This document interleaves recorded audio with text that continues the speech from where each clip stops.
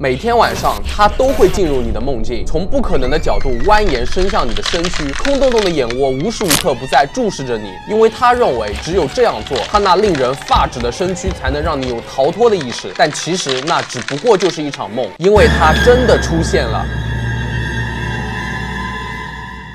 Hello， 大家好，我是正正。万众期待的长马终于上线了。其实之前给大家做了这么多的特雷弗作品，有许多小伙伴在下面评论喊着长马也不远了。那其实本期真的是欠大家的视频了，今天终于给你们补上了。自井迪头、卡通猫、微笑式到脸男之后，长马一直都没有出现。其实并不是我不知道长马的存在，或者故意不做长马的这期视频的，而是想酝酿一下。毕竟作为井迪头的头号大敌，其丰富的属性和定位，那可不是一两句就能说得清楚的。所以今天的视频非常精彩。如果大家可以给我点赞、收藏加转发的话呢，那我真的会感激不尽哦。谢谢大家支持了。那么接下来让我们一起来看看，究竟是什么样的怪物才能跟井迪头有一战呢？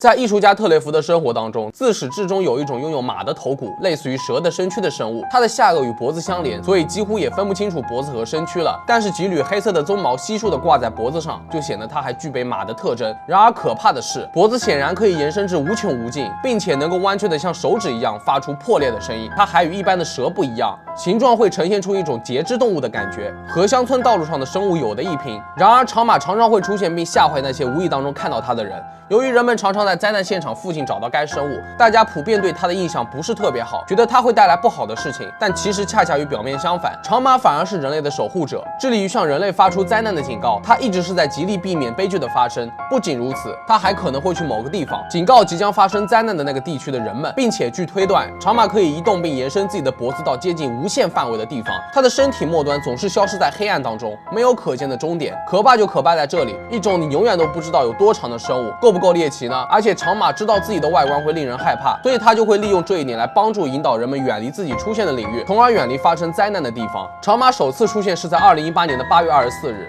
特雷弗发布了第一张长马的照片，据说自己事先梦到了这匹马。随后特雷弗又放出了另外一张有关于长马的照片，似乎栖息在郊外，还发现了一个古老的洞穴壁画，暗示了长马自古以来就是存在的。有趣的是，古老的画面也描绘了它是天使般的存在，可以预知灾难并且传递下去，对人类是完全无害的。如果人类听到了脖子断裂的声音，或者看到了长脖子的怪物，那就意味着在不久的将来会发生不好的事情。而长马本身并不是意味着灾难。根据特雷弗的描述，长马很关心人类，它自身也是天性好奇，但目前尚不明确它是如何表现出好奇心的。而且它还能够打破脖子无限变长的性质，可以反抗地心引力进行悬浮，还可以随意扭动自己的身体，调整脖子上的关节数量。脖子还不需要在特定线性空间连接。更厉害的是，长马可以进入人类的梦境，能够从现实到虚幻中来回穿梭。如果有人在梦中盯着他的脖子看了好一会儿，而且不转头的话，那长马最终会化为尘土。然而这很有可能对他来说不算什么，毕竟他是超自然般的存在。即使他违反了光学法则，打破了物理定律，他的脖子总能够变得更大更长。如果他有一个真实的身体，那人类也无法真正描绘他的形式。不过有意思的是，长马会有自己独特的味道，闻起来就像是肉桂的感觉。所以如果突然闻到肉桂的气味的话，那很有可能就是长马在警告你，此地不宜久留了。到目前为止，正正已经讲了好几个特雷弗创造的生物了。像长马这样的友好生物确实不多见，它不像其他怪物一样要杀人，不仅不害人，反而还能够拯救人类。不过它也并不是单人作战，它有个好兄弟叫做羔羊，但是它可能就没有长马那么友善了，而且极度危险。如果有机会的话，下次一定会给大家讲，所以大家在这里点个关注吧。好了，本期视频到这里就结束了。大家对于长马有没有所改观呢？本以为它不是善类，但是它却在无形当中保护着人类。看来怪物也真的是不可貌相啊。那如果长马真的是为了人类去抵抗井迪头的话，那他们俩谁会获胜呢？我想在弹幕里面或者在评论区看到你们的留言。那么如果你们觉得本期视频不错的话，别忘了点赞、收藏和分享哦。还有，如果你想看更多特雷弗的怪物，